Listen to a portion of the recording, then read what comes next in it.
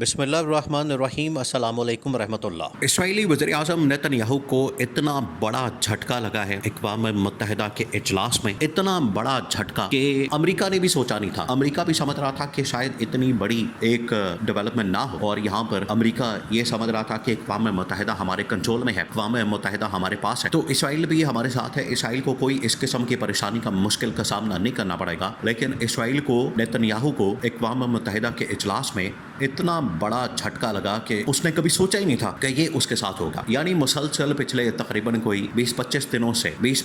دنوں سے اسرائیل کے ساتھ جو کی گئی ہے، عالمی سطح کے اوپر اسرائیل جس طریقے سے آئسولیشن کا شکار ہوا ہے، اور عالمی سطح کے اوپر جس طریقے سے اسرائیل کو تنقید کا سامنا کرنا پڑا، اس نے سوچا ہی نہیں تھا۔ اب ہوا کیا؟ پہلے تو اس نے قطر کے اوپر حملہ کر دیا، جس کی وجہ سے تمام عالم اسلام اکٹھے ہو گئے، اور انہوں نے کہا کہ اب اسرائیل کا کوئی بھی حملہ برداشت نہیں کیا جائے گا۔ دوسرا، پھر پاکستان اور سعودی عرب نے ڈیل کر لی، اور انہوں نے کہا کہ اگر سعودی عرب کے اوپر حملہ ہوگا تو پاکستان کے اوپر حملہ ہوگا، اور اسرائیل اگر سعودی عرب کے اوپر حملہ کرتا ہے تو اس کا مطلب ہے کہ پاکستان اپنی آرمی، اپنی ایئر فورس، اپنے طیارے، اپنے لڑاکا طیارے، اپنے پائلٹس اور اپنے میزائل، اپنا ڈیفنس سسٹم، اور سب سے بڑھ کر آخری سولوشن کے طور پر اگر ہمیں اپنا نیوکلیئر پروگرام بھی وہاں پر شفٹ کرنا پڑے اور اس کو چلانا پڑے تو ہم اسے دریغ نہیں کریں گے، ہم اسے گریز نہیں کریں گے، ہم پھر آخری آپشن بھی استعمال کریں گے۔ یہ اس معاہدے کا مقصد ہے۔ تو یہ دوسرا بڑا جھٹکا لگا۔ پہلے قطر کے اوپر حملہ، اس کے بعد عالم اسلام کا ایک ہونا، اس کے بعد پاکستان اور سعودی عرب کے درمیان ڈیل۔ تو نیتن یاہو کو تو سمجھ نہیں آ رہی تھی کہ اب اس کا حل کیا نکالا جائے۔ اس کے بعد یہ گیا، اس نے کہا کہ ٹھیک ہے، میں اقوام متحدہ کے اندر جا کے شور مچاؤں گا اور اس ڈیل کو بے نقاب کروں گا کہ نیتن یاہو کو یا اسرائیل کو اس سے خطرہ ہے۔ پاکستان اور سعودی عرب نے یہ جو معاہدہ کیا ہے، اس کی وجہ سے اسرائیل کا وجود خطرے میں پڑ گیا ہے، کیونکہ یہاں سے نیوکلیئر حملہ ہو سکتا ہے۔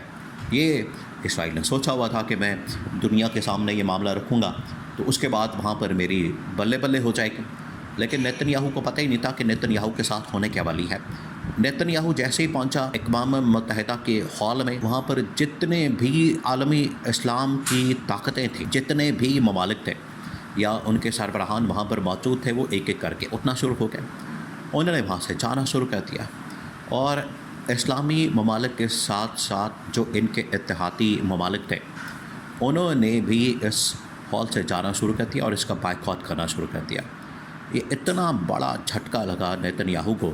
جو کہ نیتن یاہو نے سوچا ہی نہیں تھا۔ اس نے اپنی زندگی کے اندر، اپنے کیریئر کے اندر، اس نے کبھی یہ دیکھا ہی نہیں تھا، اس طرح کا منظر اس کے ذہن میں تھا ہی نہیں۔ یعنی جو اس کی تقریر، جو اس کا منصوبہ، جو وہاں پر اس نے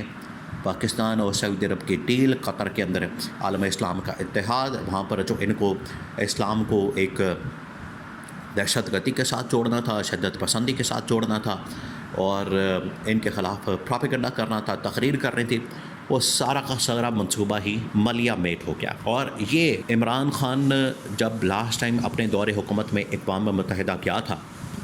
عمران خان نے یہ اس وقت اپنے دور حکومت کے اندر ایک تو بڑی زبردست تقریر کی، پہلی بات۔ دوسری بات، عمران خان نے کہا تھا کہ جب بھی یہ اسرائیل کا وزیر اعظم نیتن یاہو تقریر کرنے کے لیے آئے، خطاب کرنے کے لیے آئے، آپ نے اس کا بائیکاٹ کرنا ہے، آپ اس کارروائی کا بائیکاٹ کریں، آپ اس سے اٹھ کے چلے جائیں، آپ اس کا خطاب مت سنیں، یہ بات ہی نہیں کر سکے گا، یہ کچھ بتا ہی نہیں سکے گا۔ جب اس کی بات ہی نہیں سنی جائے گی، اس کی بات کے اوپر کان نہیں دھرا جائے گا، تو آٹومیٹکلی اس کی جو تقریر ہے، اس کا جو خطاب ہے، وہ زیرو ہو جائے گا۔ یہی آج اسٹریٹجی، حکمت عملی عالم اسلام کی جانب سے اپنائی گئی، اور یہ محمد بن سلمان نے یہ آئیڈیا اصل میں اسلامی ممالک کو دیا تھا۔ دیکھیں، یہ آئیڈیا شہباز شریف نے کیوں نہیں دیا، یہ آئیڈیا پاکستان کے اسٹیبلشمنٹ میں سے کسی نے کیوں نہیں دیا۔ یہ آئیڈیا اصل میں عمران خان نے بہت عرصہ پہلے محمد بن سلمان کے ساتھ، ترک صدر طیب اردگان کے ساتھ، مہاتیر محمد کے ساتھ، ملیشیا کے وزیر اعظم کے ساتھ یہ آئیڈیا شیئر کر دیا تھا۔ اس نے کہا تھا کہ اسرائیل کو اگر آپ نے آئسولیٹ کرنا ہے، اس کو کارنر کرنا ہے، اس کو ذلیل کرنا ہے، اور اسی طرح سے نریندر مودی کے ساتھ بھی یہی کام کیا گیا۔ یہ عمران خان نے بتا دیا تھا کہ اقوام متحدہ کے اندر اگر آپ نے جانا ہے تو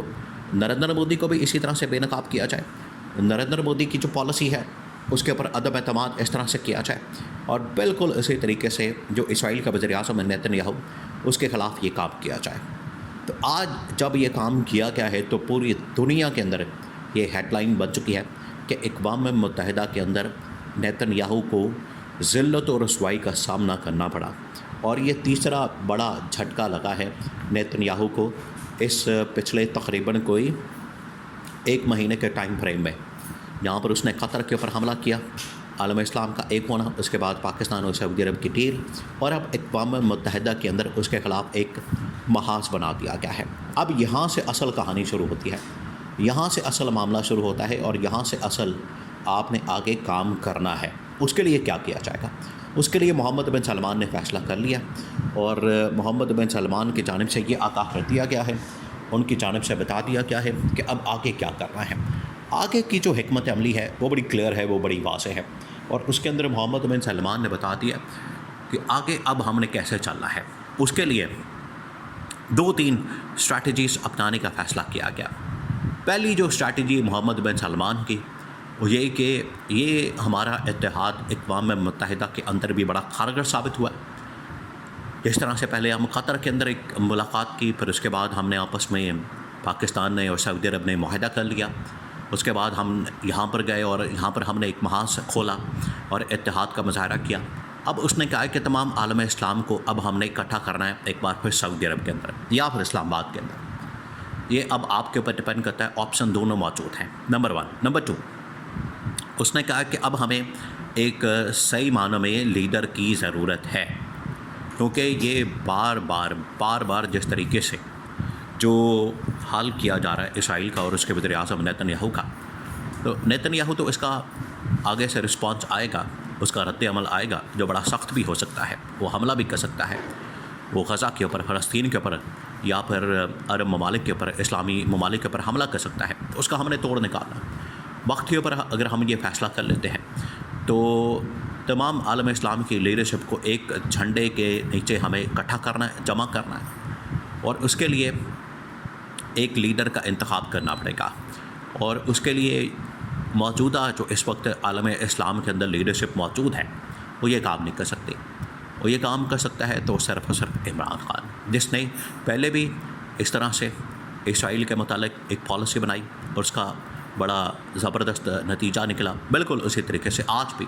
اسی پالیسی کو بنا کے آگے بڑھانے کی ضرورت ہے تاکہ اس کا نتیجہ عالم اسلام کے حق میں سامنے آ سکے۔